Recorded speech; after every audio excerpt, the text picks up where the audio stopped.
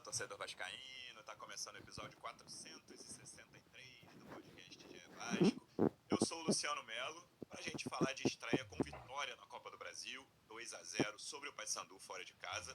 Podia ser 3, se não fosse aquela anulação de VAR ali, bizonha, anulação, que a gente vai falar sobre isso também. Vamos falar de um primeiro tempo muito ruim do Vasco e de um segundo tempo bom, os gols saíram cedo por méritos do Vasco. Fez um fim de jogo bem controlado ali, como era de se esperar contra um time da Série C, mas vamos dar os méritos a quem merece os méritos. Um time pouco modificado, né? Só o Saldívia e o Spinelli entraram ali na comparação com a equipe que venceu o São Paulo, mas o Vasco fez o papel dele. Eu lembro da gente falar algumas vezes aqui, se ganhar por 2 gols fora de casa, dá para poupar alguns jogadores no jogo de volta. Acho que é para deixar no banco, vamos falar disso mais pra frente, tem muito jogo até esse jogo de volta. E domingo tem mais um jogo importantíssimo do Brasileiro contra o Corinthians.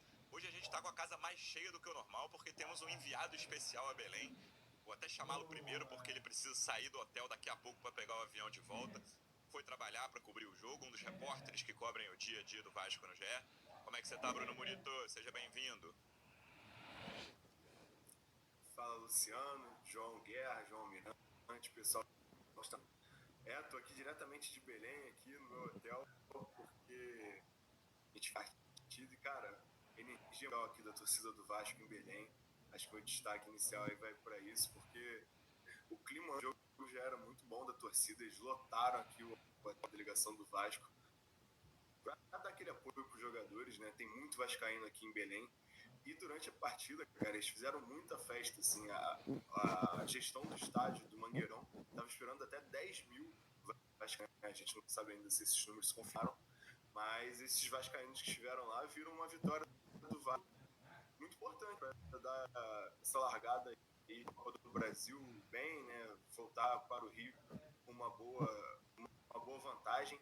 O Vasco, que concordo, não fez um primeiro tempo bom, aliás, o Paysandu foi melhor, né, no primeiro tempo, criou oportunidades, o que até incendiou ali a torcida do Paysandu também, muito legal no Mangueirão, mas o início do segundo tempo acabou jogando um balde de água fria aí na torcida, porque eu acho que tem muito também dessa mudança de posicionamento do Rojas. Até fiz análise em cima disso lá no GE, porque quando o Rojas saiu da direita, né, nesse esquema que a gente já falou que não tem dado muito certo, né, do Tietê e do Rojas ali pela direita se revezando, quando o Rojas caiu para esquerda, 2 lances, saíram 2 gols do primeiro. Ele foi muito inteligente batendo aquele lateral rápido e deu muito bem também, pedido para o Spinelli, que é o jogador da oportunidade do Renato, né, cara?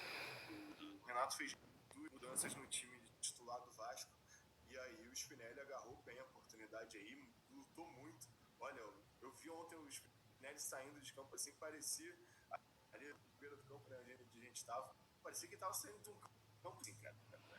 Ele estava tocando com o ombro, assim, o ombro dele estava todo errado, assim, ele estava com a canela sangrando, ele estava todo escangalhado, mas até por isso ele foi um dos nomes mais gritados aqui em Belém pela torcida. Ele, o Renato também foi muito festejado, né? O Renato passou por um momento muito difícil dele, por câncer, enfim, e ele estava muito abatido aqui. Vou te interromper e já te liberar, porque a tua internet está oscilando bastante por aí, cara. Vai lá, libera esse quarto de hotel que o pessoal quer limpar. Boa viagem de volta, meu amigo. Obrigadão pela tua participação rapidinha, mas valeu. Obrigado, Murito. Valeu. Tô cortando minha internet aqui porque já tá dando a hora do check-out. Vambora. Obrigado, cara. Boa viagem. Valeu pelo olhar de quem tava em Belém. Vamos seguir aqui com a dupla de Joões, que vocês tão bem conhecem. Outro dos repórteres que cobrem o dia a dia do Vasco no GE. Esse tá no Rio de Janeiro. Como é que você tá, João Guerra? Seja bem-vindo. Fala, Luciano. Abraço pro Murito aí em Belém, também falar com o Almirante, torcida vascaína. Vitória excelente para administrar, né? Poder poupar os titulares no próximo jogo da Copa do Brasil, justamente porque o Renato fala tanto de Campeonato Brasileiro, de jogar a cada 3 dias, de ter um elenco curto. Então, ter conseguido essa vitória por 2-0 fora de casa, poderia ter sido 3, a gente vai ter que falar sobre isso mesmo. Foi muito importante justamente para dar essa rotatividade que ele necessita para o jogo da volta, talvez tirar alguns titulares, tipo controle de carga, alguma coisa nesse sentido. O jogo não foi simples, o primeiro tempo mostrou o Paysandu melhor. O Paysandu é um time que a gente deu uma analisada no Paysandu antes e a gente sabe que é um time que já tenta uma marcação mais alta e conseguiu encaixar isso, principalmente no primeiro tempo. O Vasco tinha muita dificuldade para encaixotar, para conseguir essa saída de bola. E principalmente o lado direito ali com muita dificuldade, e o Paysandu, a partir da bola parada e principalmente das finalizações de fora da área, foi muito mais perigoso que o Vasco. E no segundo tempo, como o Murito citou, a gente conseguiu ouvir, mesmo com a internet cortada, o Vasco fez uma mudança aí de posicionamento do Rojas, trouxe ele mais para o meio para cair também pelo lado esquerdo, e o Vasco começou a dominar o jogo, até por ser um time de Série A, deveria se impor desde o início e conseguiu trazer a vitória no primeiro jogo. A gente vai ter muito mais para falar, mas já para trazer o Almirante para a conversa também, é isso. O resultado é bom, acho que os 2 gols de diferença eram a meta, na minha opinião. Claro, podiam ser 3, mas 2-0 para abrir, né? Se você pegar os resultados de ontem, foi o melhor resultado, né? 2-0 fora de casa, o Grêmio venceu por 2-0 também, mas em casa. Então o Vasco até agora, de todos os grandes que jogaram, acho que foram 5 jogos ontem, o Vasco teve o melhor resultado contra um time da Série C, claro.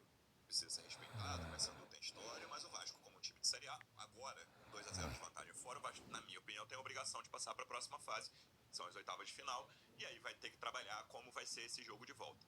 Mas falando ainda do jogo de ida, representante do Vasco no projeto A Voz da Torcida, dos canais Expresso 923 e Portão 9 no YouTube.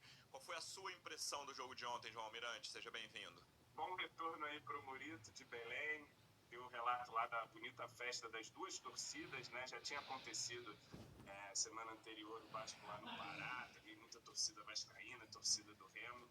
Eu gosto de ver o Pará aí no cenário do futebol brasileiro. Tem clubes e torcidas muito apaixonadas que contribuem para a festa.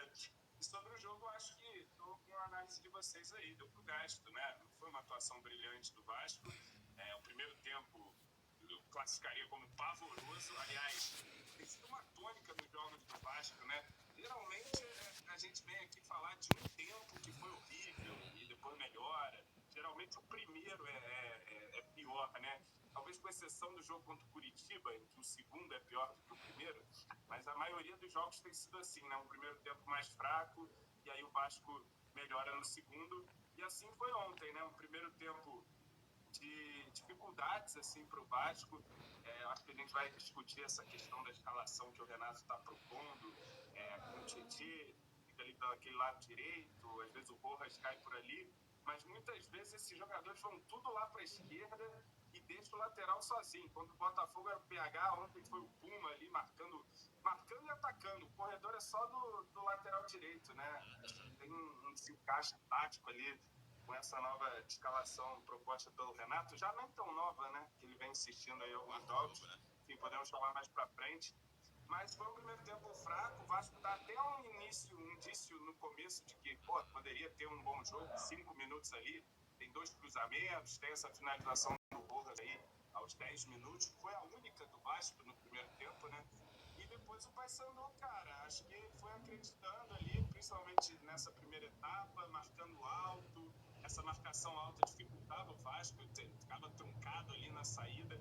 O Vasco insistindo muito pela esquerda, eu acho que isso, na saída de bola, inclusive, eu acho que isso tem a ver também com as opções de Puma e Tietê, que torna o lado direito ali meio sem drible, né? Meio sem drible não, sem drible mesmo, sem muita dinâmica. Então é sempre insistindo pelo lado esquerdo, acho que o Vasco congestionou muito pelo lado esquerdo, mas sem conseguir progredir, né? O Paysandu marcava bem.